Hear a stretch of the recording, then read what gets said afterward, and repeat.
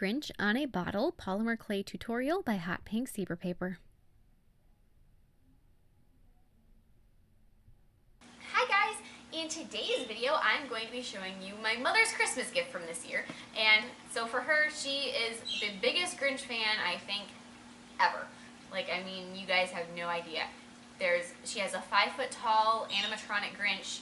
She's got a whole Grinch village. She has enough Grinch shirts that she can wear them for 30 days in a row and not wear the same one twice. Like I said, she's a huge Grinch fan. So last year I made her a Grinch purse and I did some Grinch shoes for me on this channel. This year for her Christmas present I made her, it's a frosted, kind of like a white, smoky looking wine bottle that has a hole cut in the back of it. And then I filled it with lights and some tinsely looking ribbon stuff. And then I sculpted a Grinch on the bottle, on the surface of the bottle, and I painted it. And I absolutely love the way it turns out. It's such a cool little centerpiece sort of thing. And she loves it too, which is great. I gave it to her early because I have very little control with these things. I can't hang on to stuff. I just have to like, oh, look what I did! And I give it to people. That's kind of how that goes. But I hope you guys like this as much as we do. And don't forget to click subscribe to see all my future videos as well. So to begin with, like I said, I have a hole cut in the back of the bottle. That way you can fill it with whatever you need to. And then I'm going to start sculpting out my Grinch. So with some white polymer clay, just because I think it's the easiest to work with, I'm going to be placing my Grinch's head down onto the bottle and really press it down. The polymer clay will stick beautifully to the bottle after it's baked for sure, but just to make sure that it does adhere, especially while you're working on it and doesn't kind of peel up as you're messing around with it, press it down just to get it really nice and stuck. So I have the Grinch's face, and it's hard to tell in the video because obviously I'm doing something that's 3D, but you're seeing it in a 2D fashion. You need to kind of make from his nose down, it has to be a little thicker than his eyeball area, at least at this point. With a little carving tool or a little pick tool, I added his smile, added that little split lip that he has, and then just kind of carve those in. Make sure you carve away his eye area, make sure that he has nice deep eye sockets. And this, the Grinch obviously has different facial expressions, but for this one, I wanted him to have that kind of sneer look, I guess is what I would call it. So I need to give him nice, dark, deep eye sockets so that when I go to paint it, it'll fill in really beautifully with that really dark, rich color paint, and it'll make him look a little bit extra mysterious. I'm going to be adding an eyelid to the eye that is closer to the camera. So there's one of them, he's kind of turned 3/4, so one eye is a little bit bigger than the other so that it gives him that turn to the side looking at you out of the corner of his eye. So the one that is closer to you, that's facing you, is the one that needs to have the eyelid. Then add some more of that clay over his forehead, and this is where you start really giving him that squinty looking brow, and carve in some of his forehead wrinkles, just like so. I didn't add his eyebrows yet, but I will get there soon enough. Then using my little pointy pick tool, I'm just going to create all kinds of little lines to make his fur texture on his face. The fur texture on his body has bigger lines. He's a little bit silkier. That's kind of a weird way to think about it, but yeah, he's a little bit silkier, longer fur.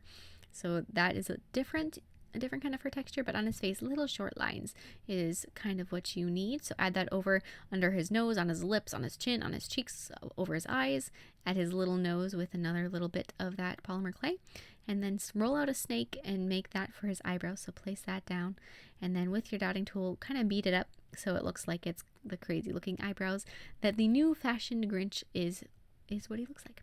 So then I'm going to take, and I just cut off the little bit that I had started for his hair because I figured I would just add those in myself. And so I just chopped that off, and then I'm going to place down little teeny tiny skinny snakes for his hair. I made 4 of them and just sort of pressed those in like so. Then I'm going to work on his neck and his body. So I'm going to first blend in his neck into his chin. Just blend that up in with your dotting, or not your dotting tool, but your pick tool. I didn't actually add the fur texture all the way down his chin, knowing that I was going to have to blend his neck in, so I figured I would just get to that later. So then after that, using a bit bigger piece of clay, you're going to need to add his body shape. And he's definitely pear-shaped, not to insult him, but he's definitely pear-shaped, so definitely give him a little bit heavier on the hip side, and then give him a nice round belly. So as you can see, I added a second layer of clay over his tummy, and set that down, and then roll another snake and place that down for his legs. And I So when I started this, I actually was intending on making it so it was the entire Grinch, feet and all the way down. But then as I was working on it, his head got bigger, and to keep him in proportion, I was like, well, if his feet get cut off, his feet get cut off. I don't really care. But depending on what you're doing, you can plan better. Then you can make sure that his feet get in there if you so desire. But then I'm going to roll out his arms, and none of this is baked yet. So polymer clay is an oven baked clay that is it's very soft until you decide to bake it, which works out very well for this kind of thing. It's a clay that I find very easy to work with. Some people don't, but I do. But what I'm getting at here is that it is oven baked, and I did not bake it until I was completely done with all of the sculpting. Depending on your circumstances, if you are going to be leaving it for a couple days, or you think that something is going to go wrong or whatever, you want to seal it down, you can definitely partially bake this at some point along the way. Just know that it's not going to be movable at that point. It's not going to be blendable. It is what it is. So make sure that whatever it is you're happy with, but you can bake it at any point. I didn't. I just did the whole thing in basically one sitting. But then I'm going to take and I added the fur texture over the rest of his body, his arms and his legs. When you are working over his shoulders, make sure that you use a little bit more pressure with your tool so that it creates what looks like longer, deeper hair and makes his shoulders a bit fluffier in appearance. So there it is over his arms. And then I'm going to take 2 little bits of clay, little circles, and I'm going to add his hands that are balled up into fists resting on his hips. So just place those down like that, blend those into his arm, then add the texture over those. And if you want to, you can kind of add little knuckle details so that it does look like he's got that rolled up fist, like he's really scheming on something or angry about something, or classic Grinch attitude. After that point, I was happy with it. I was ready to cook it, so I did. I baked it. From the package that I'm using, and depending on the brand that you're using, there's different instructions, but it was 275 for 25 minutes is what I did. Then I'm going to add a base layer of a really nice bright green over my entire Grinch. And when you're doing this, the one downfall of painting something after it's done is you have to be very careful, especially on something like this, not to get paint on the bottle. You have to paint cautiously to cover the entire thing without getting paint where you don't want it. So if you wanted to, you could definitely have started out this entire thing with a green color of polymer clay, and then gone through and added just the little details with a wash of acrylic paint later, so you wouldn't have had to do as much painting as I did. I personally think that the consistency of the white clay is so much easier to work with than any of the pigmented ones. So I just buy a big container of white and say I'm going to paint it anyway. I like to paint, so it's not a big problem for me. But that is an option if you are less desirable for the painting. You can just use the color. There's so many colors. If you go to any craft store, they've got plenty of polymer clay, and you can just look and be like, oh, I like this color and this color, and you can get all sorts of details done that way. So actually, and after you've got this base layer of green down, the painting that you have to do on him is so minimal.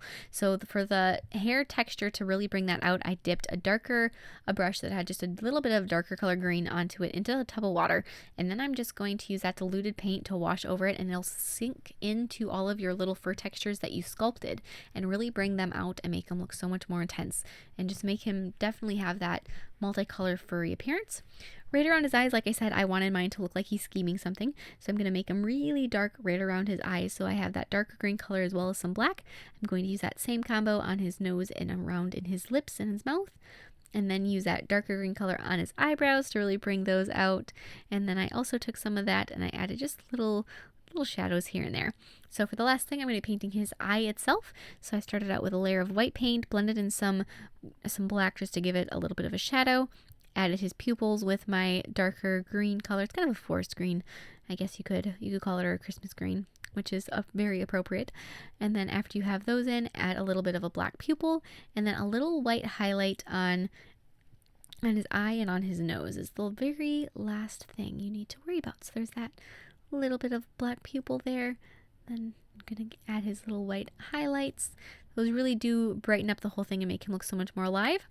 Then after you have all of that, you are done painting it, you can use like a clay sealer if you want. I didn't want it to be shiny, and the one clay sealant I have is a satin color, so I figured, you know what, it's fine. It's not going to get spilled on or whatever, I don't think, so I figured it'd be okay.